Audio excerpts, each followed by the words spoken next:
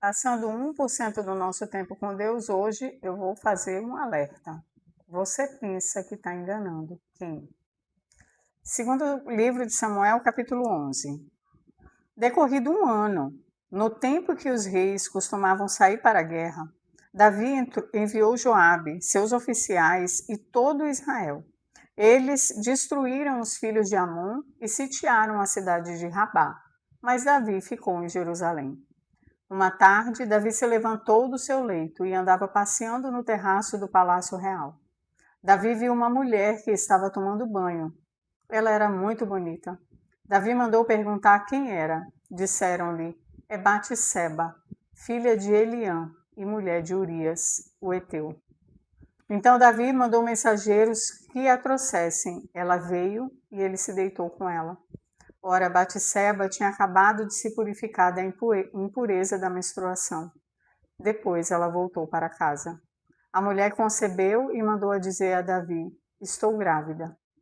Então Davi enviou mensageiros a Joabe dizendo: mande-me Urias, o heteu. E Joabe mandou Urias a Davi. Quando Urias chegou, Davi perguntou como estava Joabe, como se achava o povo e como ia a guerra. Depois Davi disse a Urias: vá para casa e descanse. Urias saiu do palácio real e logo saiu atrás dele um presente do rei. Porém Urias dormiu junto ao portão do palácio, com todos os servos do seu senhor, e não foi para casa.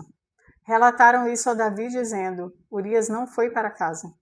Então Davi disse a Urias: você não vem de uma viagem? Por que não foi para casa? Urias respondeu: a arca, Israel e Judá ficam em tendas. Joabe, meu senhor, e os seus servos, e os servos do meu senhor estão acampados ao ar livre. Como poderia eu ir para casa, comer e beber e me deitar com minha mulher? Juro pela vida do rei que não faria tal coisa. Então Davi disse a Urias: fique aqui ainda hoje. Amanhã eu o mandarei de volta. E Urias ficou em Jerusalém aquele dia e o seguinte. Davi o convidou para comer e beber com ele e o embebedou. À tarde, Urias saiu e foi deitar-se ao seu leito na companhia dos servos de seu senhor. Ele não foi para casa. Pela manhã, Davi escreveu uma carta a Joabe e a mandou por Urias. Na carta escreveu o seguinte: ponham Urias na linha de frente, onde o combate for mais intenso. Depois, deixem-no sozinho, para que seja ferido e morra. Tendo sitiado a cidade, Joabe pôs Urias no lugar onde sabia que estavam homens valentes. Os homens da cidade saíram e lutaram contra Joabe. Alguns dos oficiais de Davi foram mortos e morreu também Urias, o heteu. Então Joabe enviou notícias a Davi, informando tudo o que havia acontecido na batalha. Deu ordem ao mensageiro dizendo: quando você terminar de contar ao rei os acontecimentos dessa batalha, é possível que ele fique indignado e pergunte: por que vocês chegaram assim perto da cidade para lutar? Não sabiam que eles iriam atirar da muralha? Quem matou Abimeleque, filho de Jerubezete? Não foi a mulher que, do alto da muralha, lançou sobre ele uma pedra de moinho e o matou em Tebes? Por que vocês chegaram tão perto da muralha? E você também dirá: também morreu seu servo Urias, o heteu. O mensageiro partiu e, chegando, contou a Davi tudo que Joabe havia lhe mandado dizer.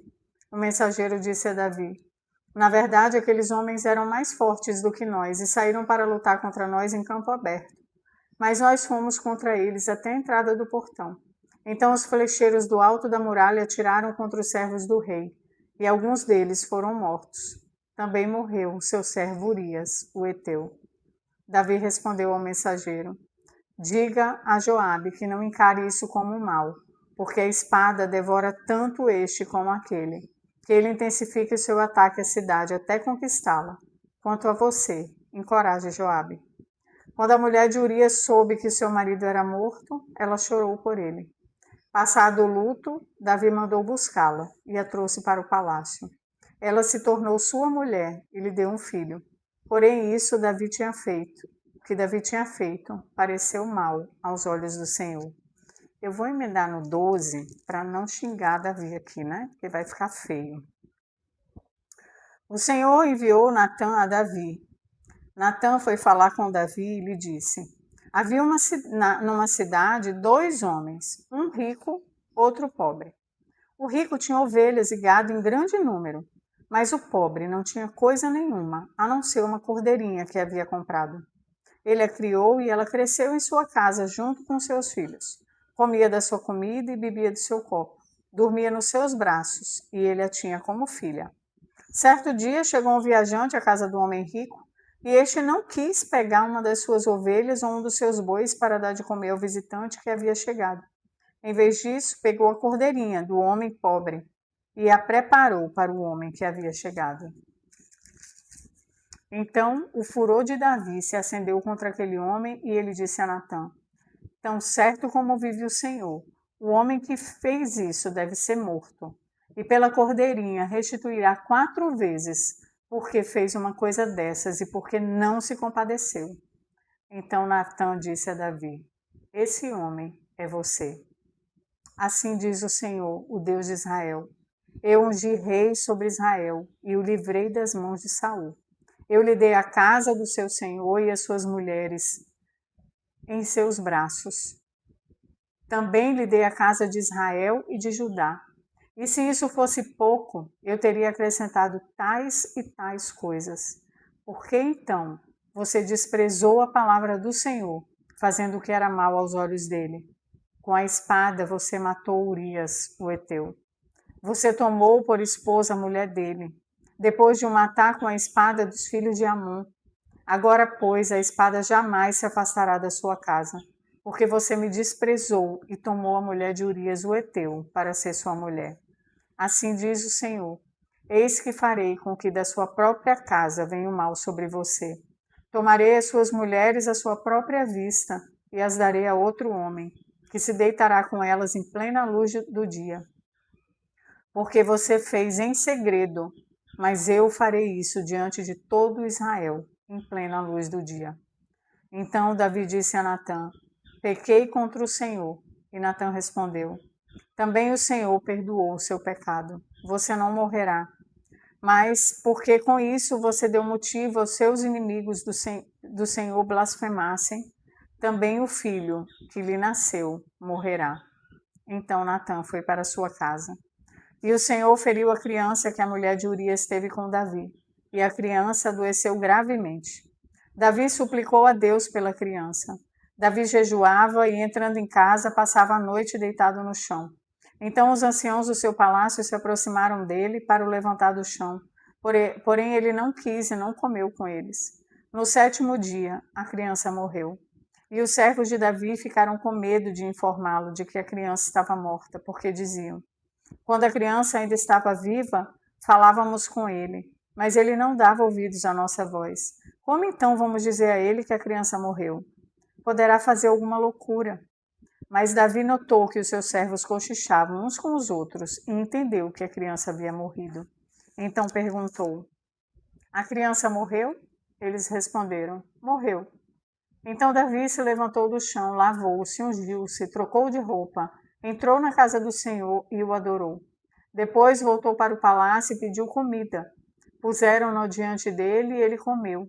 Os seus servos lhe disseram: Que é isso que o Senhor fez? Pela criança viva, o Senhor jejuou e chorou, mas depois que ela morreu, se levantou e se pôs a comer. Davi respondeu: Enquanto a criança ainda estava viva, jejuei e chorei porque dizia: Talvez o Senhor se compadeça de mim e a criança continuará viva. Mas agora que ela morreu, por que jejuar? Poderei eu trazê-la de volta? Eu irei até ela, mas ela não voltará para mim. Então Davi consolou Betseba, sua mulher, teve relações com ela, e ela teve um filho, a quem Davi deu o nome de Salomão, e o Senhor o amou. Davi o entregou nas mãos do profeta Natã, e este lhe chamou Gedidias, por causa do Senhor. Enquanto isso, Joabe atacou Rabá, dos filhos de Amon, e tomou a cidade real.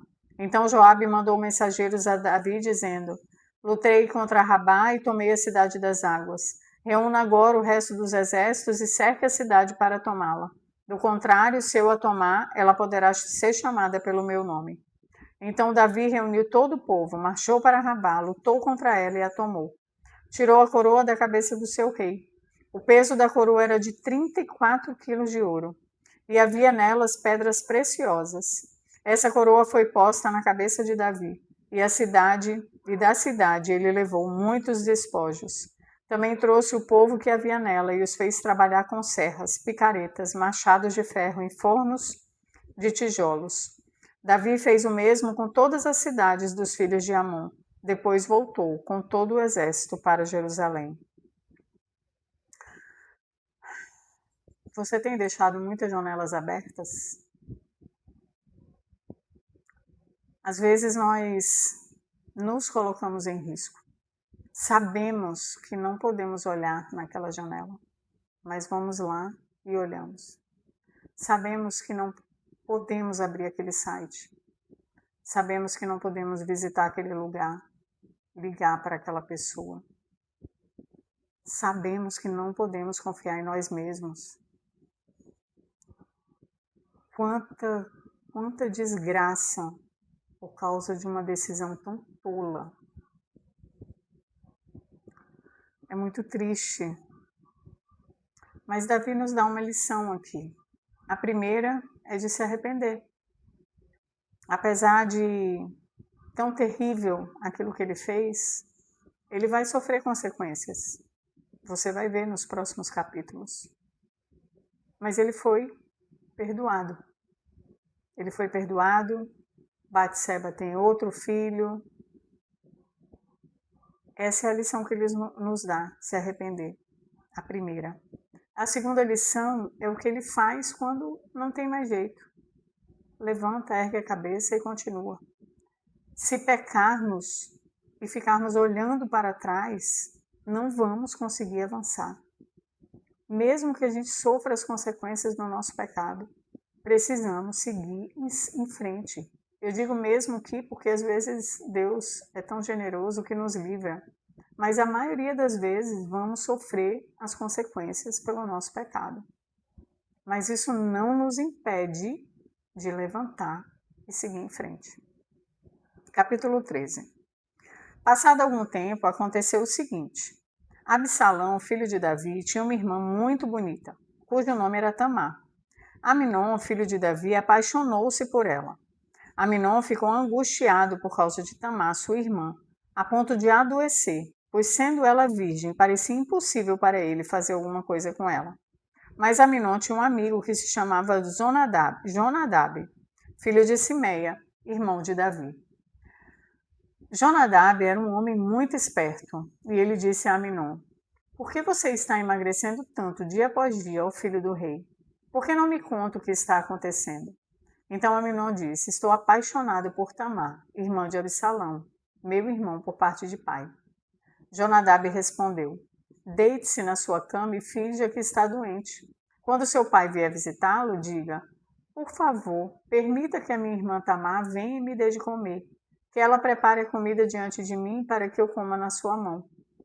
E assim Aminon deitou-se e fingiu que estava doente. Quando o rei foi visitá-lo, Aminon lhe disse: por favor, permita que a minha irmã Tamar venha e prepare 2 bolos diante de mim, para que eu coma da sua mão. Então Davi mandou a dizer Tamar em seu palácio: por favor, vá à casa do seu irmão Aminon e prepare alguma comida para ele. Tamar foi à casa de Aminon, seu irmão, e ele estava deitado. Ela pegou a massa e amassou, fez bolos diante dele e os assou. Pegou a assadeira e tirou os bolos diante dele, mas ele não quis comer. Aminon disse: mandem que todos saiam da minha presença. E todos saíram. E Aminon disse a Tamar: traga a comida ao meu quarto e comerei da sua mão. Tamar pegou os bolos que havia feito e os levou a Aminon, seu irmão, no quarto. Quando ela oferecia os bolos para que ele comesse, Aminon agarrou-a e lhe disse: venha, deite-se comigo, minha irmã. Porém ela respondeu: não, meu irmão, não me force. Por que não se faz uma coisa dessas em Israel? Não faça essa loucura, porque aonde irei eu com a minha vergonha? E você seria como um dos loucos de Israel. Agora, por favor, fale com o rei. Ele não impedirá que eu case com você. Mas Aminon não quis dar ouvidos ao que Tamar dizia. Pelo contrário, sendo mais forte do que ela, forçou-a e teve relações com ela. Depois Aminon sentiu que era por ela grande aversão e maior era a aversão que sentiu por ela do que o amor com que a tinha amado. Então disse: levante-se e saia daqui. Mas Tamar respondeu: não, meu irmão, por que mandar-me embora? Seria um mal maior do que o outro que você já me fez. Porém, ele não quis ouvir. Chamou o moço que o servia e lhe disse: põe essa mulher para fora e tranque a porta. Tamar vestiu uma túnica talar de mangas compridas, porque assim se vestiam as filhas do rei, que ainda eram virgens. O servo pôs para fora e trancou a porta. Então Tamar colocou cinza sobre a cabeça, rasgou a túnica talar de mangas compridas que vestia, pôs a mão sobre a cabeça e saiu andando e clamando. Absalão, seu irmão, lhe disse: foi o seu irmão Aminon que esteve com você? Agora, minha irmã, fique calada. Ele é seu irmão. Que o seu coração não fique angustiado por causa disso. E assim Tamar, desolada, ficou na casa de Absalão, seu irmão. Quando o rei Davi soube de tudo isso, ficou furioso. Porém, Absalão não falou com Aminon, nem mal nem bem, porque odiava Aminon, por ele ter violentado Tamar, sua irmã.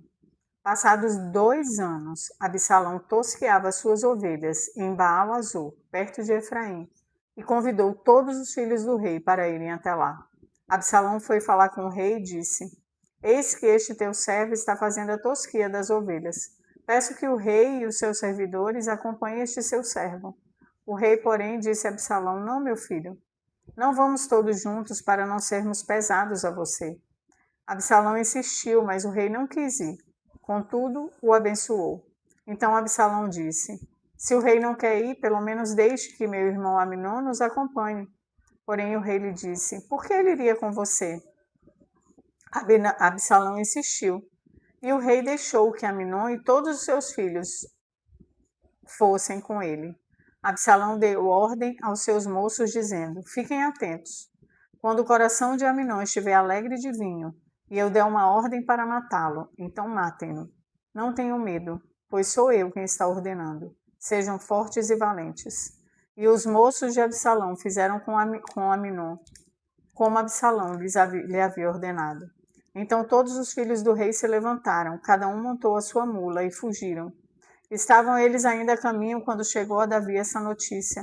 Absalão matou todos os filhos do rei, e nenhum deles escapou. Então o rei se levantou, rasgou as suas roupas e se lançou por terra. E todos os seus servos que estavam presentes rasgaram também as suas roupas. Mas Jonadab, filho de Simei, irmão de Davi, tomou a palavra e disse: não pense, meu senhor, que mataram todos os jovens, filhos do rei, porque somente Aminon morreu. Absalão tinha resolvido fazer isso desde o dia em que a sua irmã Tamar foi violentada por Aminon. Portanto, que o rei, meu senhor, não ponha na cabeça a ideia de que todos os filhos de Deus morreram, porque só Aminon morreu. Enquanto isso, Absalão fugiu. O moço que estava de guarda, levantando os olhos, viu que tinha muito povo pelo caminho por detrás dele, pelo lado do monte. Então Jonadab disse ao rei: eis, aí vêm os filhos do rei. Como este teu servo falou, assim aconteceu. Mal tinha ele acabado de falar, chegaram os filhos do rei, e levantando a voz choraram. Também o rei e todos os seus servos choraram amargamente. Absalão, porém, fugiu e foi ficar com Talmai, filho de Amiúde, rei de Gesur. E Davi pranteava por seu filho todos os dias. Assim, Absalão fugiu, indo para Gesur, onde ficou 3 anos. Então o rei Davi cessou de perseguir Absalão, porque já tinha se consolado a respeito de Aminon, que era morto. O pecado da omissão tem consequências tão desastrosas. Parece que Davi perdeu a mão. Davi perdeu a sua autoridade de pai, de marido, e começou a sofrer as consequências das suas atitudes. Nós precisamos lembrar que o caminhar com Deus é diário. O caminhar com Deus é constante. Estarmos com Deus é uma necessidade. É por isso que a palavra diz que nós precisamos meditar dia e noite, vigiar e orar. porque o nosso coração é muito fraco, o nosso coração é muito frágil e facilmente somos seduzidos pelo que não devemos fazer. Davi foi omisso diante de algo tão grave. Passados 2 anos, entenda, as consequências pelas suas atitudes nem sempre são imediatas. Às vezes elas vêm até na próxima geração ou nas próximas.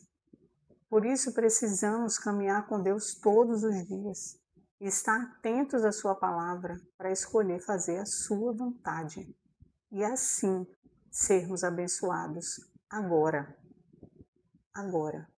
hoje, nesta vida. Amém?